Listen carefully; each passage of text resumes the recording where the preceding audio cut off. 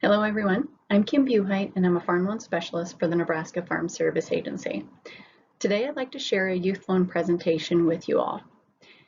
As I go through the presentation, I'd encourage you to think about some different projects that you maybe have always wanted to start but didn't have the ability to do so because you didn't have the financing for it.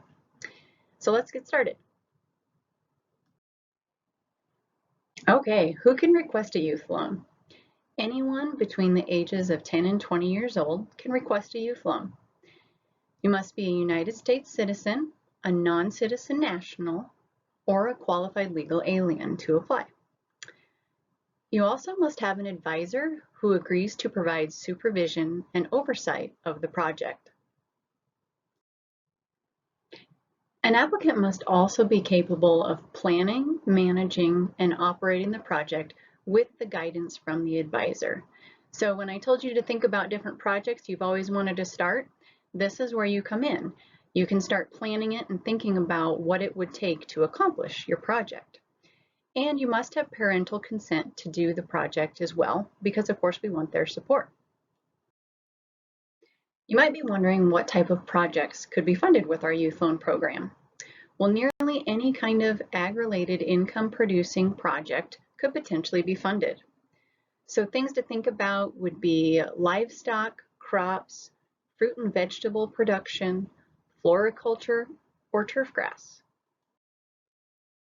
The overall goal of the program would be to get you started in an agriculture-related business that would be successful for you. So some other details to think about would be that when you apply, it must be planned with the help of an advisor, such as an FFA advisor, a 4-H leader, a tribal youth advisor, or other ag organizational leader. The project must be of a modest size, and it must produce enough income to repay the loan. So when you're planning out your project, you would also project some income and associated expenses with that project. And if you've got enough income left over at the end, there may be enough to make a youth loan. So it might be something we can consider.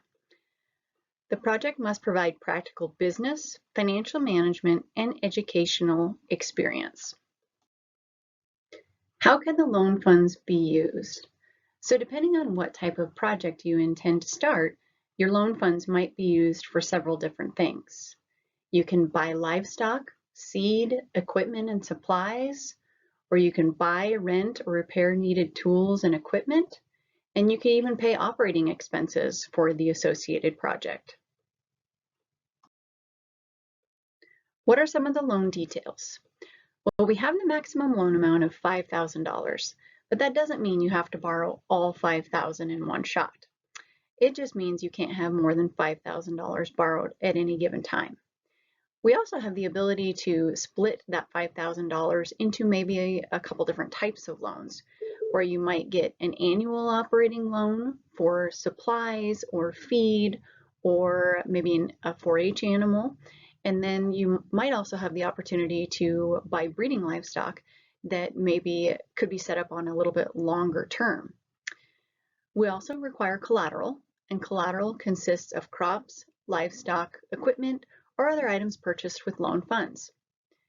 That repayment schedule is worked out between you and the loan officer, and it's going to be tailored to the type of project that you want to start. So for instance, if it's just breeding livestock and you might have one annual payment after calf sales or something like that, it might be set up on a longer term.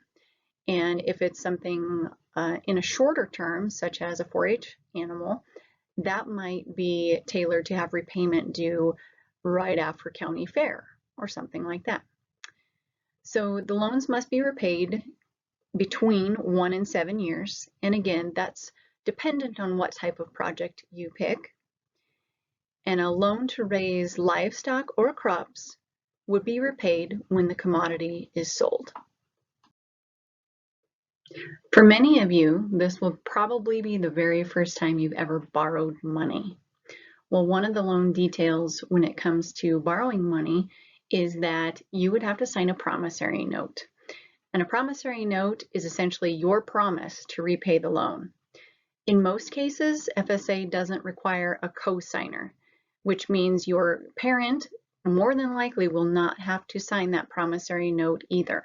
It would be up to you to put together a project you feel will make money and would have the ability to repay your loan.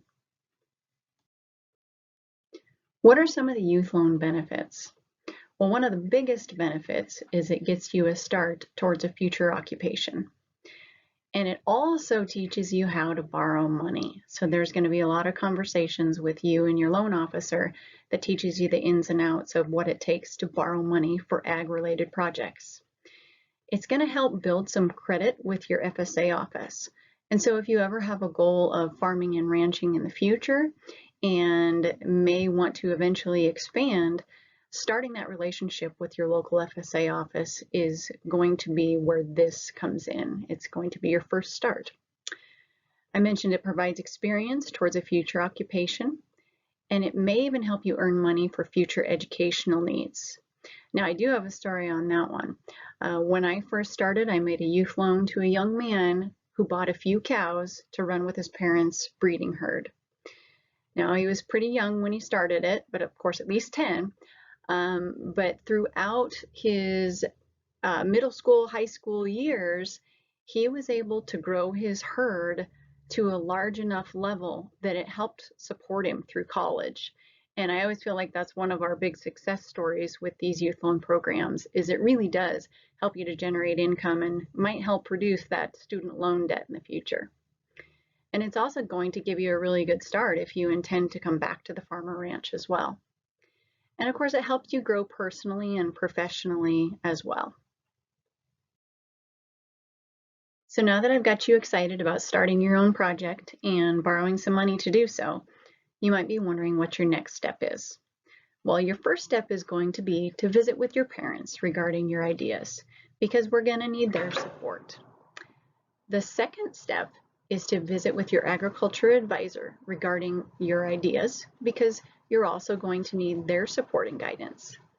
And then the third step is going to be to contact your local farm service agency, and you can visit with them about getting an application and getting started with your project. If you have a local representative there with you today, or maybe available virtually, I encourage you to ask them about the different types of projects that the area where you live typically funds. And they might have some good ideas for you and maybe be able to give you some insight as to what works in your area. If your local representative isn't there or available today, I do encourage you to contact your local office. And if you're not sure where that is, there's a link right here that would allow you to find your nearest farm loan staff. And then there's some other resources as well listed on this page that would give you some great information about our Farm Service Agency programs. Thank you and good luck on your projects.